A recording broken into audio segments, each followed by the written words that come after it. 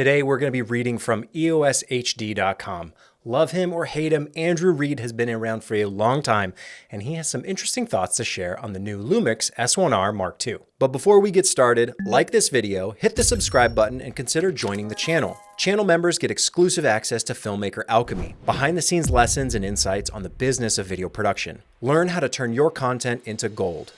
Over on EOSHD, we've got an interesting opinion about the Panasonic S1R Mark II. Great spec, dying brand. That's at least what Andrew thinks. Let's see what we think. Reading from EOSHD. The year is 2025, and there are too many cameras trying to do the same thing with the same image quality. Most of them look like work tools or office paraphernalia rather than artistic tools or cameras. I'm a bit bored of all of it, to be honest.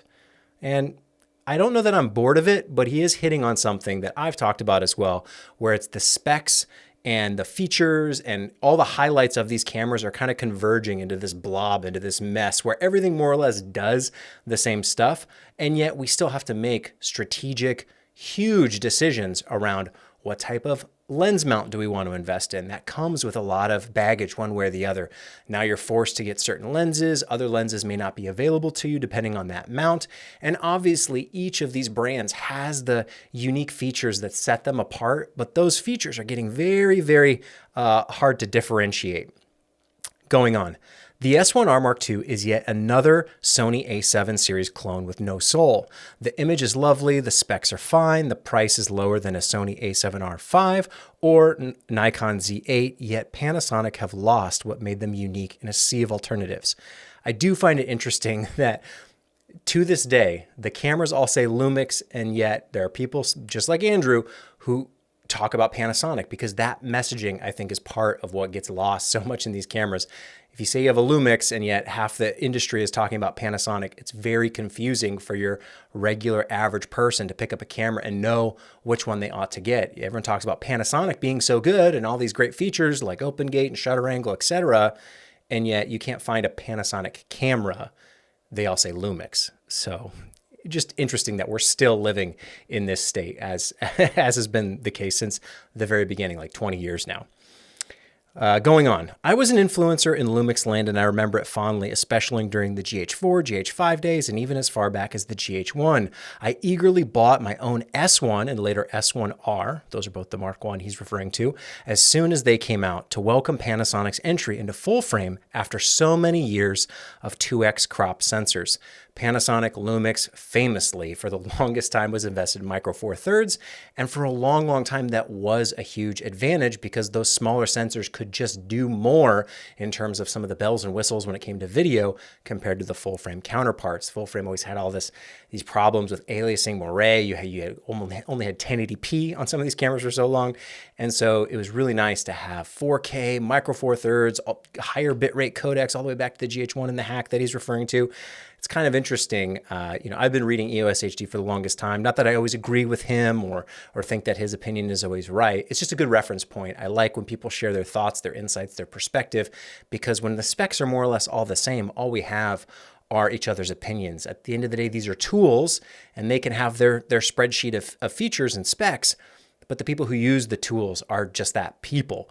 And I value people's opinions, their perspectives. Even though I might disagree from time to time, I still think it's good to have that insight because it's real people using these things to create what we all create.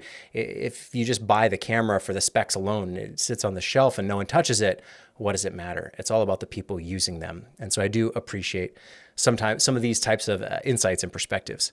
For the S1 had little competition from Canon at the time, none from Nikon. Likewise, the GH5 before it felt like it had a reason to exist, the first 10-bit codec on a mirrorless camera.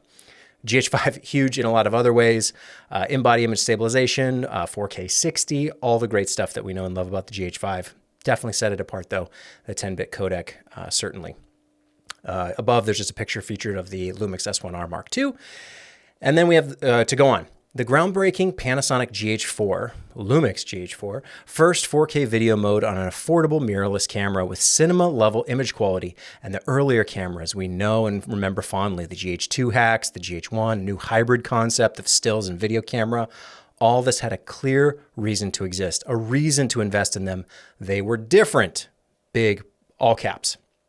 And yes, For the longest time, Micro Four Thirds had, despite the limitations of the smaller sensor or the advantages, if you're trying to get telephoto, there's some pros and cons there, but a lot of people look at Micro Four Thirds, a crop, as you're taking something away, you're losing image quality compared to full frame. But those cameras, those GH cameras, packed so much punch in, and that people were willing. I myself was one of them, and many of you probably listening to this as well love those GH cameras, the Micro Four Thirds sensor, despite some of those limitations, but because of all those great features that separated them, that made them different and stood apart.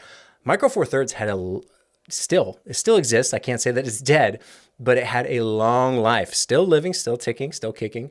Long life because of those incredible features. I think if it hadn't been for the video side of the equation, it'd be harder to say that they would have lasted as long as they did and really got so much of the industry's attention, considering just how fast the full frame development had gone. And yes, you have APS-C in between there as well, kind of competing for that market share of like the smaller lenses, a little bit more reach from the crop factor. So it's just interesting. I think the highlights that he mentions here, that the hacks, the hybrid concept, making these cameras different, I definitely felt that, and I'm sure you probably did too. With the S5 cameras, this is when Lumix started to lose their magic for me. I think they were trying to do cut price, want to be Sony A7 clones. And I think there's maybe something you're maybe reading into that a little bit, but certainly I think we can sympathize and empathize with Panasonic or Lumix, that Sony took so much of the market away from Canon and Nikon, who for the longest time were the giants, were the titans, were like the only names in the room when it came to professional photo and or this kind of DSLR revolution, the hybrid thing. Nikon really asleep at the wheel there for quite a while, but Canon, was quite popular. And it didn't take long for Sony to really catch up and really start pulling those users to their ecosystem, to their camera bodies, their lenses, etc. So I think Lumix sitting there as well as looking at that, maybe a little jealous, maybe a little envious, thinking, hey, we want a piece of that action too. What if we start creating cameras that tap into what these A7 cameras are doing?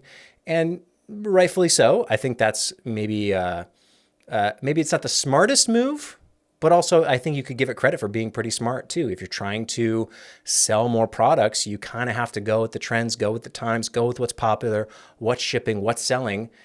And if you're looking at Sony and how fast they're growing, I think it's a pretty good model to try and emulate. But oftentimes just copying isn't enough. And so we'll go on. He continues. The features were pretty good, but mid-range mediocrity was not what I was needing to see after waiting 5 years for an S1H Mark II. So Andrew's expressing this pain, this frustration that we've all felt for so long. We're still feeling the S1H so amazing to this day. I think you can actually find the S1H around like 2,000 used, maybe even cheaper than that now, maybe 1,500. I think I've seen. It depends on where you're getting it from. Very cheap, affordable, not quite cutting edge with the features, but certainly for the image quality and the value you get from video from the S1H. So everyone has been desperately waiting for an S1H Mark II, and we still don't have any sign of if or when this is even coming. So I can sympathize. I feel that pain. He goes on. The recent S5 Mark II, and to an extent the S9, just looks so dorky. It doesn't have the brand appeal. It doesn't have the skillful marketing. The physical controls aren't at the Sony A7 IV level of feel and quality. Neither is the autofocus. The sensor is old. The EVF is middle of the road. Nothing about it stands out as making you want to shoot with it. To this extent, they succeeded in copying Sony magnificently. So a little tongue-in-cheek there, a little sarcastic, a little playful. And this is kind of where I disagree, because if you know me, you know I love the S5 Mark II. He says it is dorky, and I know this is part of the industry, these people who like the aesthetics of the camera bodies. That has been not really all that important to me. I don't care if it looks vintage, if it looks retro, if it has a metal frame or liner on it. I just want it to do what I need it to do, which is perform reliably. Give me the features you market. So whatever's on that spec sheet, give that to me and make it reliable and easy to use. That's really, if you meet those needs, if you check those boxes, I'm a pretty happy customer. So I don't think that the S5 Mark II and the S9 look dorky. That's kind of where I would probably disagree. I I think they look fine. And I think they have features that are worthy and worthwhile considering the price point. That's always the thing that I'm talking about with the S5 Mark II and the S9 for that matter, is that those features, what you're getting is so much bang for the buck. Because yes, they're not the best cameras. They don't compete at the top of the line specs, but the specs they do give, you can have at a fraction of the price compared to anything else. And they do, the S5 Mark II especially, performs so reliably. It doesn't overheat. It doesn't give you, I've never had read-write error issues. I've had no problems using it. And, you know, you would hope that every camera brand would be the same. And yet it's just not true all the time. A lot of times they're advertising specs and they don't always hold up. They always come with these limitations or these restrictions of you can only do it for 10 minutes or you can only do it for so long, or yes, it works, but not all the time. The S5 Mark II, I really do enjoy shooting with that camera, both photo and video. Andrew goes on. Contrast this to the Sigma BF, which has just been announced, a truly different kind of tool with a huge fun factor. It aims squarely for a niche of artists, photographers, and filmmakers rather than a nebulous blob of creators. It also has a realism over price that Leica will never comprehend. So Sigma trying to find that balance between maintaining something artful and has integrity and design and thoughtfulness while still being, you know, a little bit more price conscious compared to Leica, which of course Leica notoriously overpriced, expensive, however you want to describe Leica in your own opinion. Funny enough, you know, Leica and Panasonic have had a relationship for the longest time. I'm not a huge fan of the Sigma BF. I think it's kind of like whatever. Yes, it's elegantly crafted and it's exquisite and it's designed and all those things, but you know, that's the type of stuff that's like looks nice in a catalog, I guess. If it's just an art piece, if it's just to look cool and be fancy and luxury, great.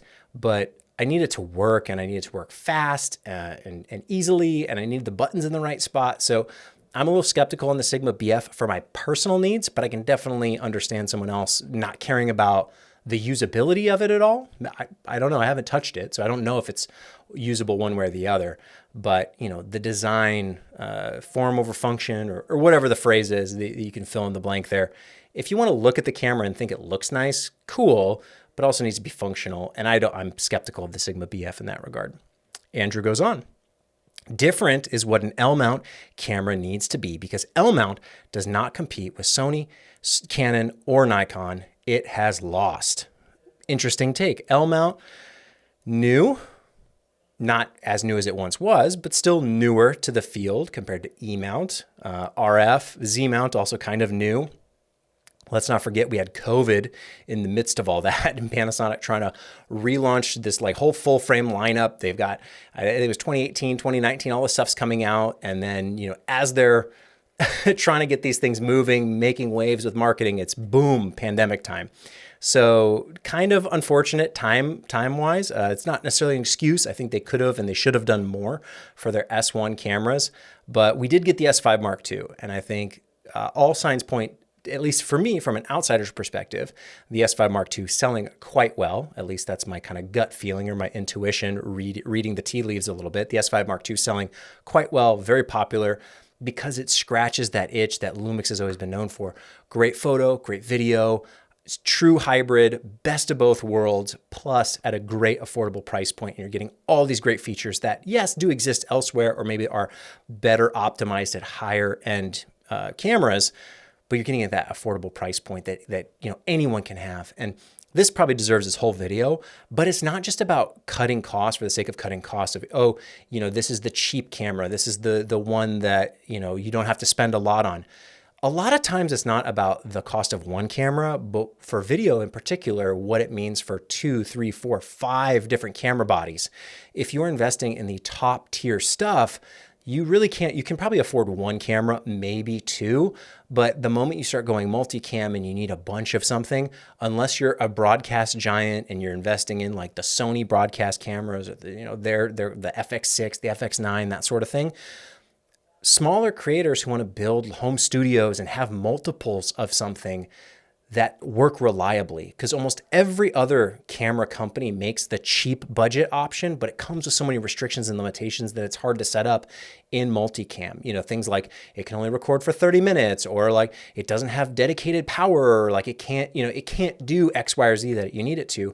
And that's where I think those lower price points, not just about being cheap for cheap's sake, but opening up room for creators, for people to get 1, 2, 3, 4 of the same matching camera body. Think like a wedding or something like that. If you wanted to have multiple angles of coverage, having cheaper bodies makes that a lot more attainable for someone who's maybe a small business, an independent creator, a small team, etc. So probably deserves this whole video, but it's not just about cheap for cheap's sake.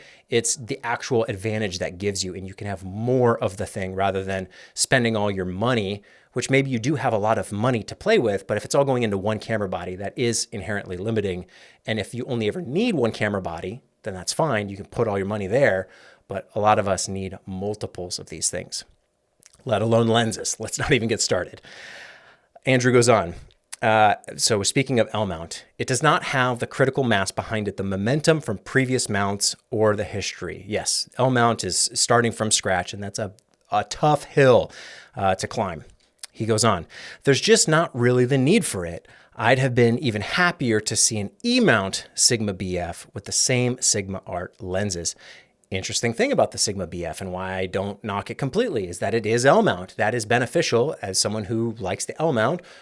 Something like the S5 Mark II, more L mount cameras means more L mount glass will sell, means more people will make L mount glass, and supply and demand and, economics 101, that sort of thing. So the more L mount cameras that are out there from Blackmagic or DJI, if they, continue to make cameras with the L mount, that just helps the whole ecosystem overall, and the rising tide lifts all ships, so to speak. Andrew goes on. If you had told me at the launch of the S1R in January 2018, so going back to 2018, that we would be waiting until 2025 for a Mark II and that it would sit in a tweaked body design of a mid-range camera, I would have politely suggested that Panasonic go F themselves. And I don't know that I would have had the foresight back in 2018 to necessarily say that or project that into the future.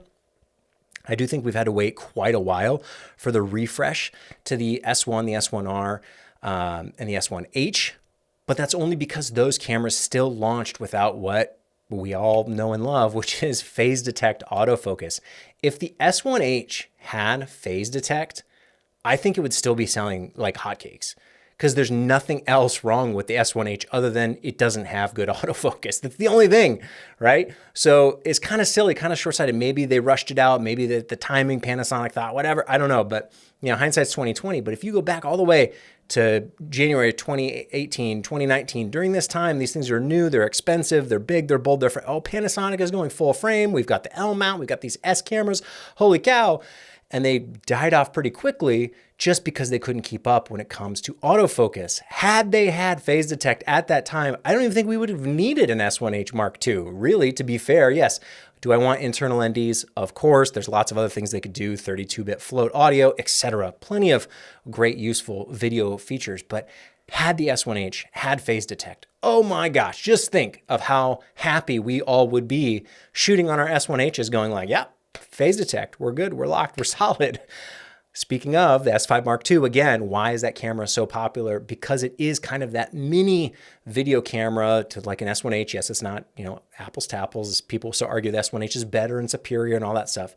But the S5 Mark II is like that S1H, a little bit smaller body, but it has phase detect, and that's what makes it so appealing to so many people, because nowadays we want good autofocus. We know it's possible. Sony's doing it, Canon's doing it, Nikon's doing it. Lumix, had they done it a little bit sooner, ooh, just that close, right? Just missed that mark. Oof, kind of hurts. Andrew goes on. Panasonic need to decide what they are doing in this market. Are they chasing Sony, Canon levels of market share? Is this even realistic? He says, I don't think it is. So don't compete like for like, do something else, something more innovative. Or are they in a niche like Sigma and Leica of making thinking man's artisan tools, which offer something unique and something Sony will never understand, something cultured? Yes? Then why does the S1R Mark II look and feel like an amalgamation of every boring full-frame work tool for the past 20 years? I think Lumix has always found its way in the middle of that pack. Somehow, some way, go back to the GH5, one of the most popular cameras I can even think of. Like everyone knows the GH5, right? it's not artistically designed. It's not luxuriously crafted. It's just a black camera that shoots great video, doesn't overheat, continuous recording, 4K 10-bit. We got 4K 60 in there. We got IBIS, shutter angle, open gate, all the great things. GH5, awesome, awesome camera. The only thing really that held it back was their implementation of the log profile they finally added, Vlog L, which was not that great. Vlog finally came on the GH6. So, the GH5, rock solid camera. Yes, of course, still micro four thirds, still the crop factor, no phase detect. So limitations, but oh my gosh, amazing. And it didn't have to, beat Canon. It didn't have to beat Sony necessarily, but it sold well enough that I think they're just trying to find that next thing. And I think the S5 Mark II, I don't know sales numbers one way or the other. It's just harder when the GH5 was the kind of culmination of micro four thirds and just that mindset. It was starting with the GH1, GH2, GH3, building momentum to and cresting and cusping, and the pinnacle being the GH5, and then the GH6 kind of like mediocre response afterwards, like, not nearly as popular. Then GH7, it's like, okay, you finally got phase detect in there. Good, thank you. But, maybe a little bit too late.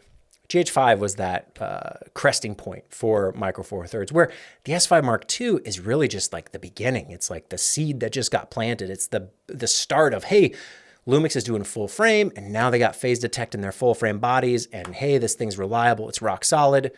So very just different landscape where you're competing. There was nothing building to the S5 Mark II. It was just, it appeared and, oh, wow, hey, cool. Oh, all right, a budget-friendly, full-frame phase detect. Awesome. Didn't really, okay, cool. Very different than the GH5. So the S1R Mark II, I think is they're still just kind of like figuring that out. Like, what are we're planting all these seeds. We haven't like grown and built and developed and refined over years of camera bodies and years of feedback and continued development. They're still just getting the foundation laid. And I think the S1R Mark II is another cornerstone of that foundation, playing catch up in a lot of ways to the industry, but still trying to stay ahead a little bit. But also that's a very fine balance. How do you catch up and stay ahead? Tough thing to do. I don't envy their position. Andrew goes on. Lumix now we're talking about Lumix, Panasonic Lumix, interchangeable. It's confusing to people. I know I'm not the only one who thinks this. Lumix need to decide what they want to be. And another thing, 2018 was the launch of a brand new system with a new mount, and this, as so often is the case in the camera industry, is one of the most important things a company can ever do. Absolutely. And I think we're looking at how hard that launch was and maintain. To this day, it's tough to get these things up off the ground and build that foundation, because a lot of times you don't always have the runway you think you have. Things move a lot quicker in the industry. Other companies are always staying competitive. Who you think you're competing with, that could change overnight. A new camera could come out and all of a sudden you're going back to the drawing board trying to figure out, okay, how do we maintain what we're doing over here but still stay competitive? Very, very hard to do. Andrew goes on. Yet Panasonic, after all that hard work giving us the S1, the S1R, and later the S1H, basically left them for dead. As late as last week, I thought they might have even exited the flagship camera market altogether. Interesting perspective, a little bit doom and gloom. I think people have been saying about this, about Panasonic and Lumix for the longest time. Like, if they don't get this next one right, if it doesn't have this, it's over. And yet they continue to march on. Slowly but surely, somehow they find a way.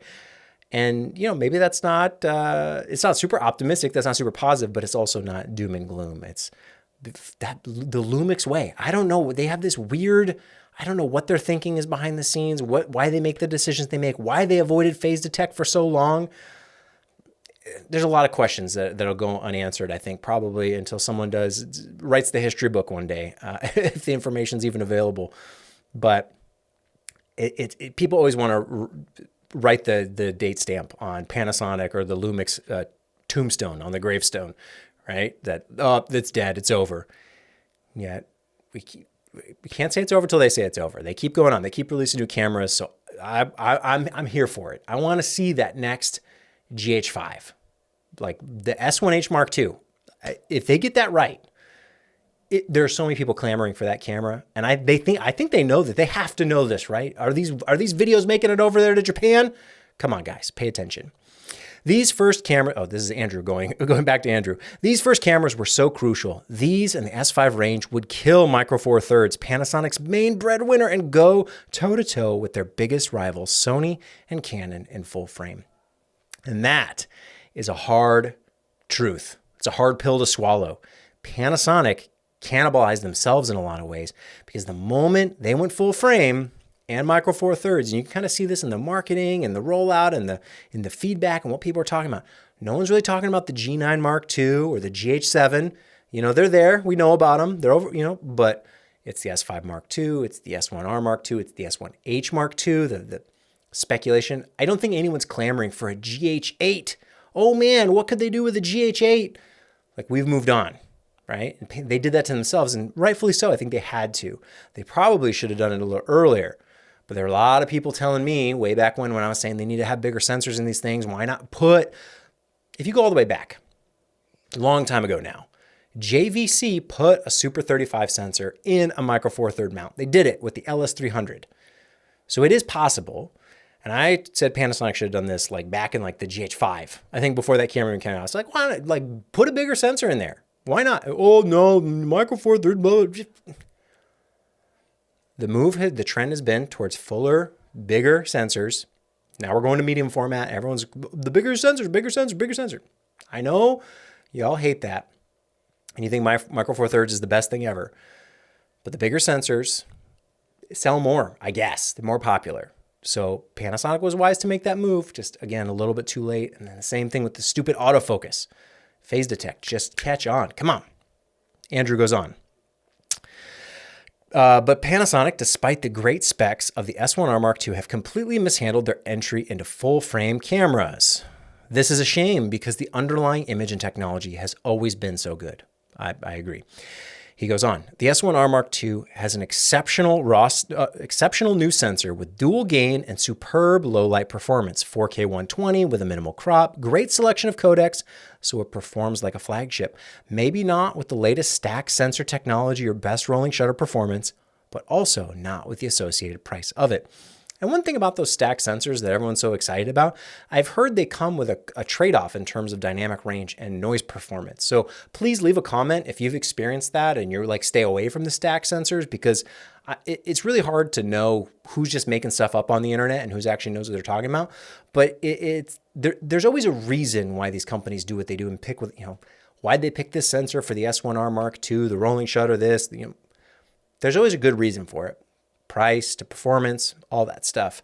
But it's not like the stack sensor, at least from what I've heard, it's not like the stack sensor is the obvious best choice always. It's kind of one of those things like it depends. So we're talking about the low light performance, which he embeds a video here. I haven't actually watched this video yet, but it's the Lumix S1R Mark II being the low light king. So if the noise performance on the S1R Mark II is so great and it can shoot great low light, maybe that wouldn't be as possible with something like a stack sensor, which you'll find in some of the Nikon cameras. Andrew goes on. So in that sense, there must be room for a $3,000, soon to be $2,500 on eBay camera with 8K phase detect autofocus, great low light, very high resolution stills, and a useful amount of speed, just not the absolute fastest or absolute highest numbers on the box, and an expensive Canon or Sony badge on the front. There must be room for that, right? Sadly not. This camera will be a failure. Panasonic might have no choice but to exit the market soon after. It's all about the wrong mount, wrong timing, and poor marketing. This is where, Andrew's known for his hot takes. A lot of people will, cringe at that. Oh, you don't know.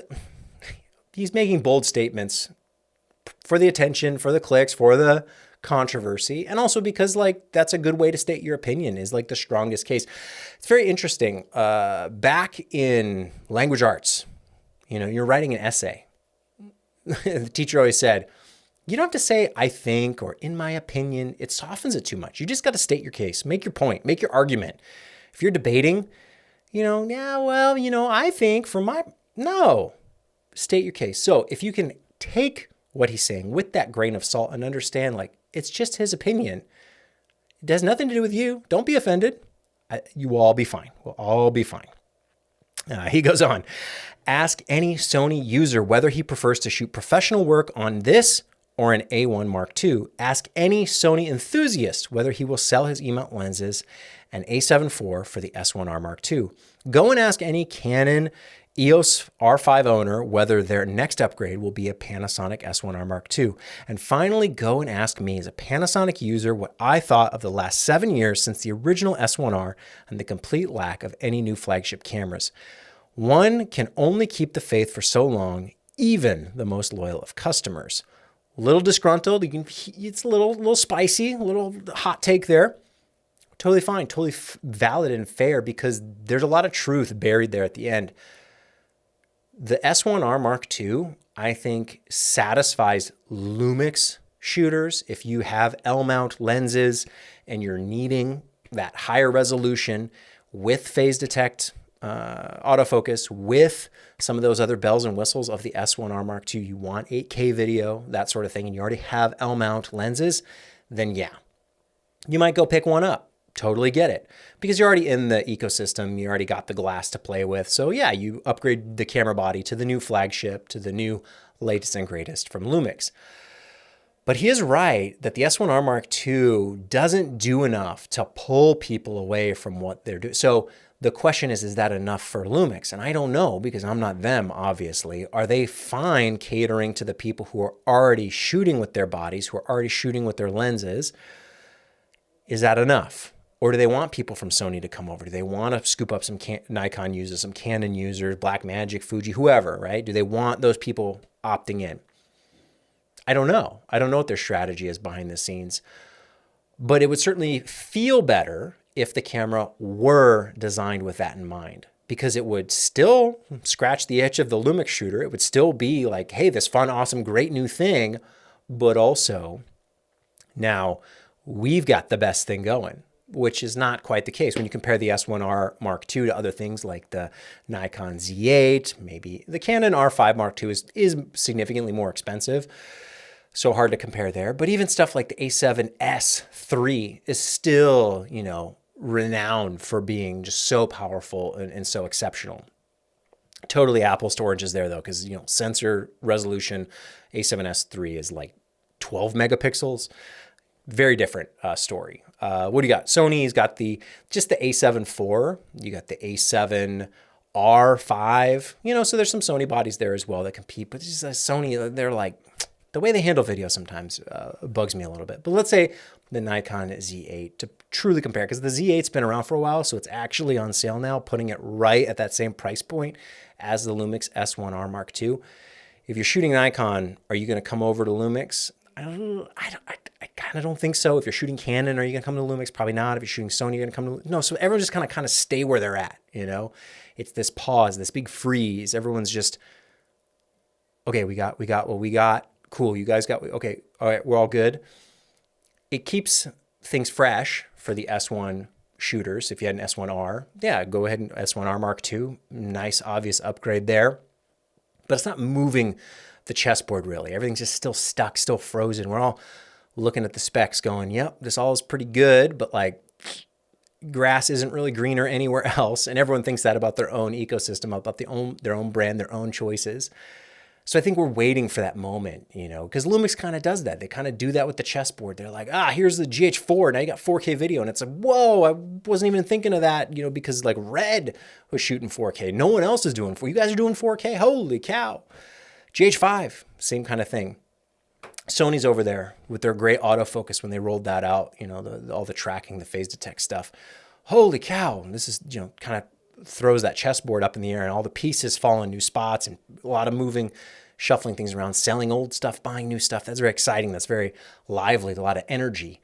Whereas the Lumix S1R Mark II is just more or less a solid, good, great specs, but it's only really catering to the people who are already in that camp. And slowly but surely over time, that's where those people like Andrew start to trickle away because they just get kind of maybe bored. They get kind of like, they're losing that enthusiasm. They're losing the excitement for pushing things forward, being innovative, having something actually new. Like what's the biggest thing? What am I going to say? You know what I'm going to say. Internal NDs. internal electronic NDs. Do it. Someone please do it. That'll move the chessboard, right? That'll throw things up in the air. People will shuffle and resettle if you roll something out like that, in addition to all the other great features like 8K, autofocus, etc. You can't do it's not like the only thing you can do.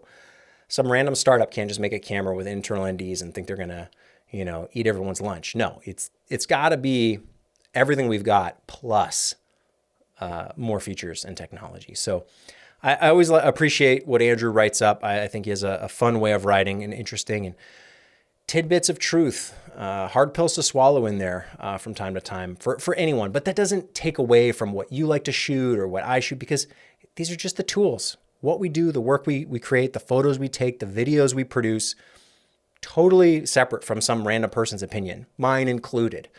So don't let me say something that's going to upset you to the point where you get mad about it, or Andrew or anyone else, really, because you can just go do the work. That's what this is all about. But I do think it's fun to speculate, look back, reflect a little bit. And man, the more I think about it, that S1H, that original S1H, had it had phase detect, it would be a totally different world. I promise you that. 2025, this year, would look very different for cameras had the S1H, the original, back then, actually had phase detect. What a crazy world that would have been. Oh well, we'll never see it, but hopefully we do see an S1H Mark II sooner rather than later, because that'll really be, I think that'll be the sign one way or the other.